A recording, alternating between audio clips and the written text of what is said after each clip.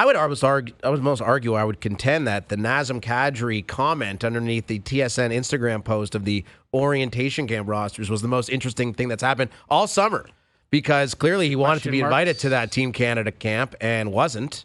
And whether or not you believe he should have been is, I suppose, I think there's cases to be made for both. Well, it was almost like when I think it was the World Cup of Hockey, Phil Kessel, when U.S. lost out on their silver. And he said, something about, is there something else that I should be doing right now? And he had a little comment to make because he was left off the team.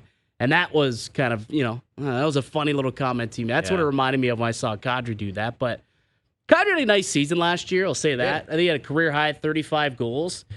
But, I don't know. I don't look at him and think he's Olympic material. No. That's not to disrespect Nazem Kadri. He's a great player. And he's a guy who could contribute in the right role, but I just think that there are probably guys ahead of him. And I also think they're trying to bring some of the younger players as well along with Canada. I think perhaps both Celebrini and Bedard in the right situation could be part of the roster, maybe as the taxi squad or whatever you want to call them. Or maybe Celebrini and Bedard are on the team. Who knows how this season goes? Like, what if both of those guys start the season gangbusters? Rip it up. All of a sudden, Connor Bedard really pops off. Like, Macklin Celebrini had an unbelievable start. Like, he is well on his way, and he. It sounds weird to say, but it feels like he has more help in San Jose than Connor Bedard has help in Chicago. But both those guys, I think, will push to put themselves in the conversation. I think the only argument you can make against Kadri for not being at that camp is you have to make a cut somewhere. That's it. He had a good year. Does he deserve a look? Sure. But at some point you have to say, okay, this is as many players as we're inviting. And he plays the center ice position. There's already so many deep. Quality centermen. So deep. If he was a winger, then he has more of a compelling argument to be there. But it's already so deep down the middle of the ice. That's a tough position to get a look at. Yeah, we're talking about the 42-man orientation camp roster for Canada happening in Calgary in August. And one thing I thought that was probably even more interesting than the Kadri omission was the fact that they only have 3 goalies on that list. And it's the same 3 goalies who were there for the 4 Nations. Well, there was already so much controversy. Why not bring Kemper? Why not bring Logan Thompson? Blackwood? I mean, sure. There was a lot of names that could have been out there. I also am very curious as to why. Because that was the one thing I would say when I saw the roster come out. I'm like, it's the same 3 goalies. And there was already controversy surrounding those 3 when they got picked.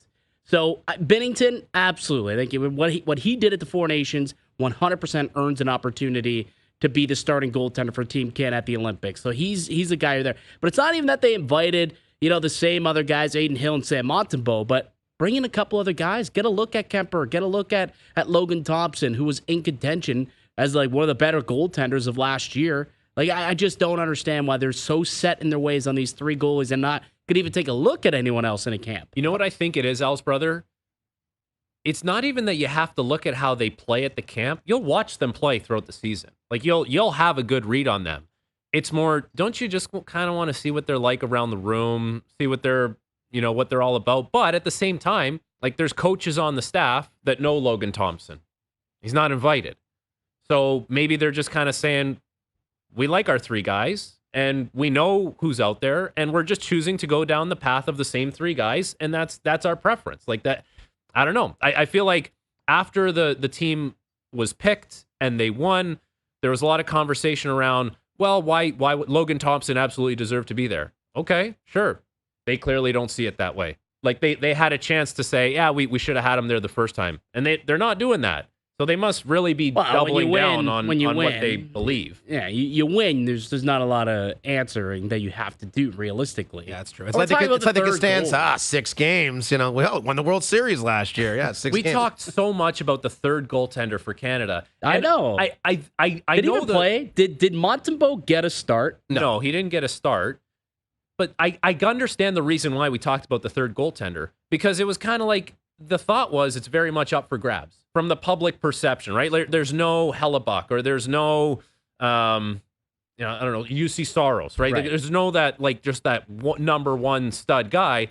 The 3rd goaltender could factor in because what happens if someone blows a tire and he doesn't play well? It's that guy's very much in play. Turns out 3rd goaltender was not really in play because Jordan Binnington always had the trust of the coaching staff and will have the trust of the coaching staff barring something unfortunate that would happen, and hopefully for everyone's sake that doesn't happen. If I throw a mini Jerry's at you, Frank, the likelihood that those three goalies, Binnington, Hill, and Montembeault, were for Canada at the Olympics, what would the percentage be? Are they all healthy? All three Let's say health is provided. 83%. 92%. Really? Yeah. Yeah. I think it's very high. If they were thinking of anyone else, why wouldn't they be there? I don't know. Like, I don't like, they clearly Oh, are so like, set. what is an orientation camp But hold on, anyways? why not just invite 4 goalies if you want it? Like, So you think there's no rules. goalies are done? There's goalies no are rules. done. You could It invite sounds, 5 goalies it looks if you that want. optically, doesn't it look that way? Doesn't though? really make sense to me.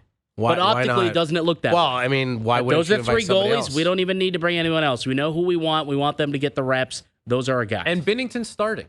Like, Yes. That is a lock. That is a lock. Binnington is starting. He deserves and he to. deserves to start. Yes, Exactly. 100% he does. Yeah, and one of the things we wanted to talk to Bill Guerin about was how they didn't name Connor Hellebuck amongst their top 6 players, which I thought was noteworthy. Hellebuck was fine for the Americans at the Four Nations. Wasn't incredible, but I mean, there was a point in time where he was the favorite to win the Four Nations MVP, which, of course, we know how that ultimately ended up. But, I mean, you would think the depth and goal for Team USA would be definitely a positive for them, but I mean that's got to be Hellebuck regardless, right? I mean, Well, what would you rather have in a tournament like this? Depth in goal, like 3 really good goaltenders, or one guy that's just an absolute stud and you're going to roll with him no matter what? It's just funny. You have the reigning Vezina Hart Trophy goalie, and who do you feel better about in the Olympics between Canada and the United States? It's small like tournament, like you make a case for both in a one game situation.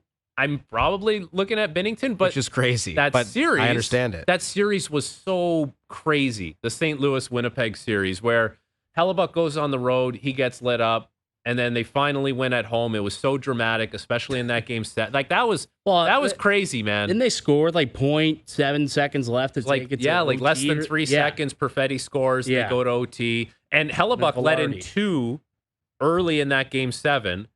And the camera keeps going to like Hellebuck and the bench, and then Hellebuck and the bench. It's like, okay, they're gonna pull him, and good thing they didn't, because he made some saves he really needed to make in the third period and overtime, and ultimately they won and they moved on. But that was wild. That series went that way. That was a roller coaster. What an event! I cannot wait for the Olympics. It is going to be something special. It really will be. Yeah. That hockey that we had for the Four Nations exceeded anyone's wildest dreams. And I think the Olympics will even ratchet up. Is Tom Wilson level. on your team? Absolutely. Yeah, Tom Wilson Absolutely. would be on my team for sure. Why? Why not? Why Sell me on it.